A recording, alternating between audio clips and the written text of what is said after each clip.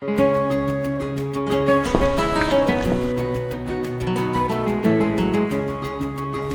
noble ones, welcome back to my channel.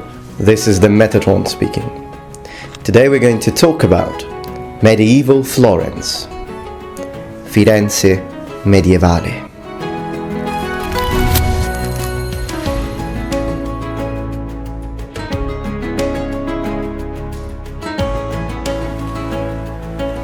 I noticed that recently in my latest videos quite a few people have complained or have been complaining about the audio quality or the lack thereof of my content. Unfortunately, just to tell you what happened is I had quite a good microphone, but unfortunately it stopped working, and at the moment I do not have much budget to buy a new microphone.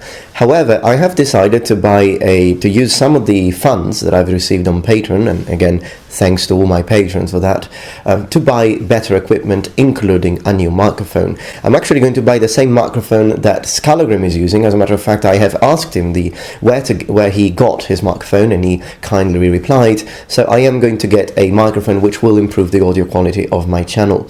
Until then, just thank you for your patience.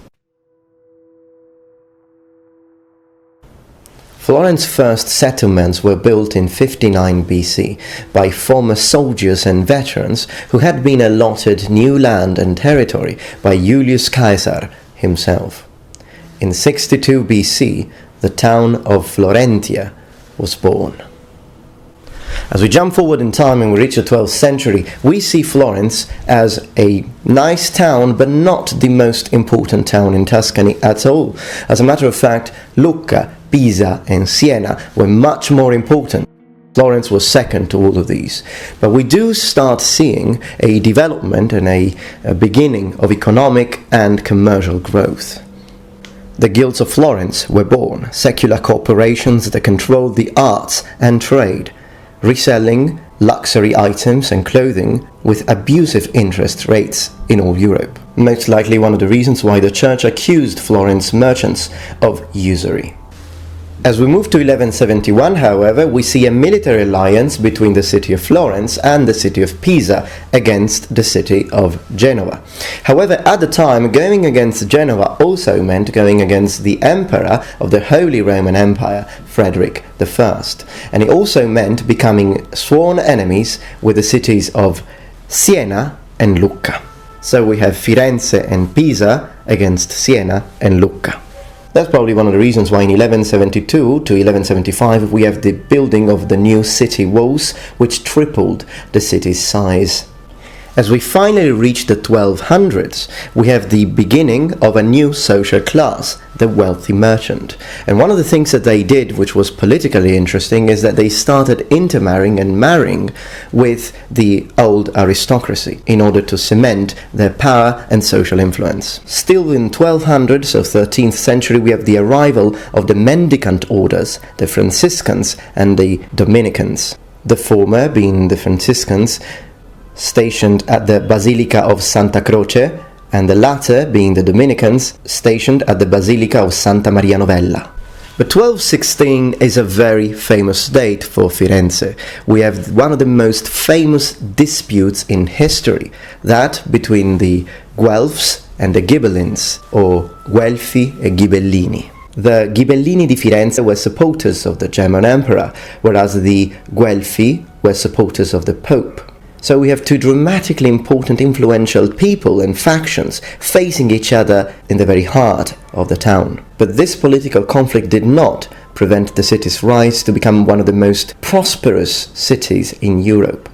In 1252, the city even issued or struck its own coin, its own currency, called the florin, or fiorino d'oro in Italian, so golden florin, which was struck in such quantities to play a significant role in Europe, which hadn't happened since the 7th century. It was a strong coin. Coming back to the Guelphs and Ghibellins, although we have to consider that the Guelphs were pro-papal, that does not mean that the Ghibellins were anti-religious. As a matter of fact, one form of religion that actually spread quite popularly among the Ghibellins was that of the Cathars, a southern French branch of Christianity which opposed the Holy See and that will be utterly destroyed by the Vatican during the Crusades. Pope Urban IV, or Papa Urbano IV, decides to take place into this dispute, excommunicating the Ghibellini of Firenze and Siena. But how much of a social weight and political weight did the excommunication have on people who did not follow the Holy See?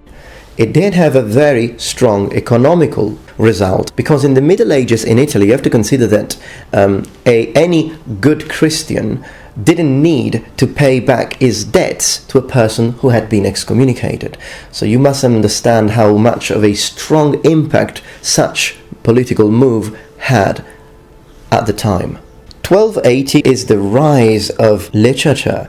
We have the birth of the dolce stil novo, or the sweet new style, a new breed of poets that will change completely the way poetry was conceived in Italy. Dolce stil novo is the most important literary movement of the 13th century, rich of metaphors and symbolism. It is considered to be superior to all other preceding poetic styles, and it's even mentioned by Dante Alighieri himself in its Divine Comedy. It is in the 1300 that economy reaches its peak, but it will be the 100 Years' War that will ruin completely bankers of Florence because of the huge money loans that they had given to King Edward III, who never paid them back. But 1348 is probably the darkest date for Florence history and for European history. The Black Death, one of the most devastating pandemics in human history, which decimated the population in Europe. And as far as Florence is concerned, we are talking about a loss of between 40 to 60% of total population. Well, I think that for an easy-to-access and summary of medieval Florence, this is good enough. What do you think about a video on Renaissance Florence? Does De Medici tell you anything? Alright, well, let me know in the comments below. Thank you very much for watching, and remember, the Metatron has spread his wings. Grazie mille, arrivederci.